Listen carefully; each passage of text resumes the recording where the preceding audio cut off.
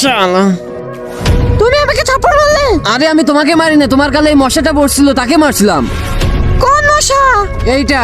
হ্যাঁ,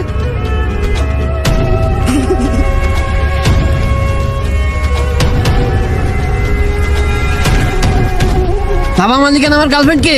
আমি মারছি, কি করবি তুই? আরে আমি তোমাকে কিছু করতে পারবো না, কিন্তু তুমি যদি আমার সাথে যাই আমার গার্লফ্রেন্ডকে একটু না বলো তাইলে আমার গার্লফ্রেন্ড ছেড়ে চলে যাবে। প্লিজ আমাকে হেল্পটা করো। ঠিক আছে, আমি তোমার গার্লফ্রেন্ডকে বলে দেবো, কিন্তু আমাকে 1 গ্লাস রক্ত দিতে হবে। ঠিক আছে, আমি দিয়ে দেবো। এই মশা, এবার বল। আরে এ তোমাকে না, আমাকে থাপ্পড় মারছে, আর এর কোনো দোষ নাই।